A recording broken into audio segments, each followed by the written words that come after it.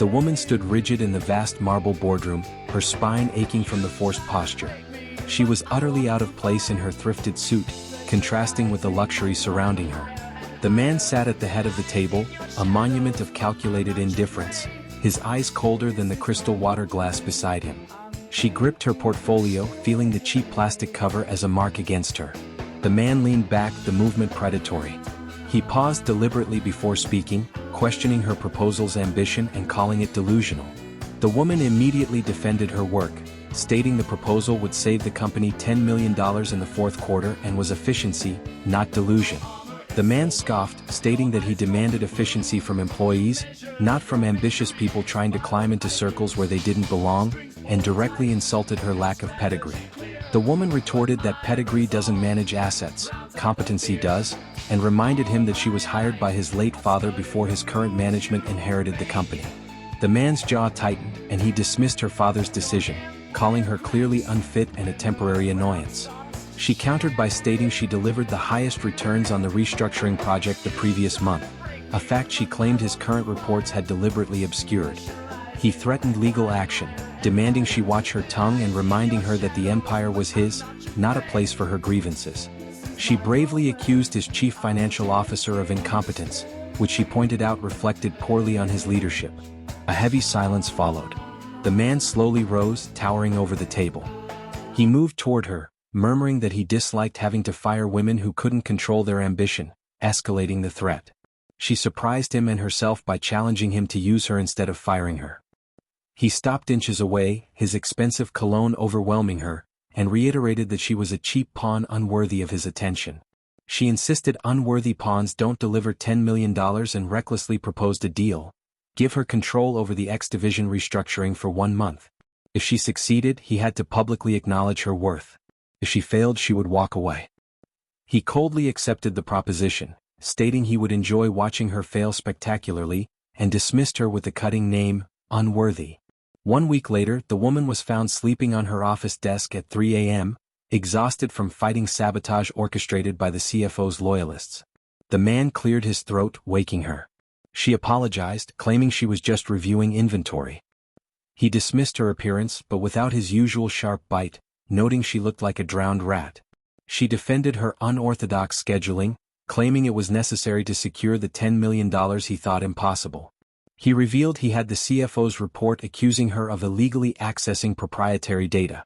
She corrected him, stating she accessed misreported data, and revealed the paper trail proving the $10 million was being funneled into ghost companies. His eyes narrowed in grudging respect, but he maintained she was reckless and a wild card. She challenged him, arguing he needed a wild card because his team was too complacent. He stepped closer, leaning over her desk, admitting he hated the CFO more than he mistrusted her. He demanded she finish what she started but gave a dire warning about betraying his trust. 2 weeks later, the woman was reluctantly dragged to a charity gala by the man. He needed her near to present the recovered funds but publicly ignored her, leaving her isolated by a potted plant and instructing her not to speak or disgrace his name.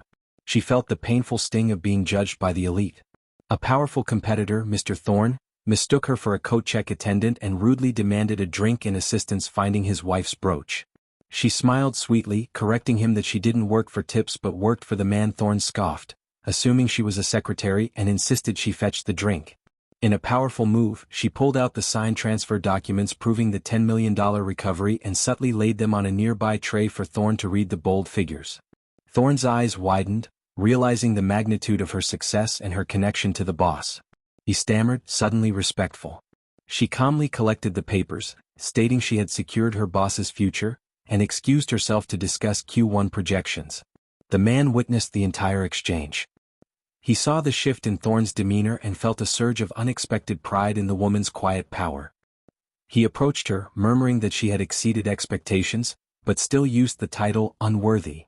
She firmly corrected him, stating that $10 million was not unworthy. He paused, his gaze intense, and took her arm, his touch burning her sleeve. He commanded her to come, leading her away from the crowd. Later that night, the man led the woman into his cold, sterile penthouse. He informed her that her full compensation would be deposited the next day. She thanked him and assumed she was no longer needed for the restructuring. He stopped her hand as she reached for the door, revealing the money was only the starting point. He used her name Lena for the first time, shocking her. She asked what the real reward was. He admitted he was wrong to call her unworthy, but that he needed stability, a constant, and shocking her again, he said he needed a queen. She protested, stating she was an architect, not a title holder.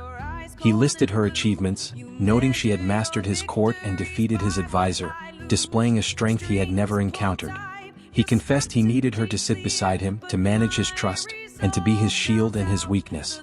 She reminded him that he hated her and had called her unworthy for weeks. He reached out and cupped her face, his touch surprisingly tender, confessing he called her unworthy because he was terrified of how much he wanted her to stay, and that he wanted to break her so she wouldn't become powerful enough to leave him. He pulled her closer, demanding she stay, take her place, and be his queen. She saw the raw sincerity in his eyes and realized she had earned his respect and love. She challenged him one last time about the title, Unworthy. He pulled her closer, stating the title was retired and that she owned the crown now. He lowered his head, finally claiming the victory he hadn't known he wanted. The woman had become the queen.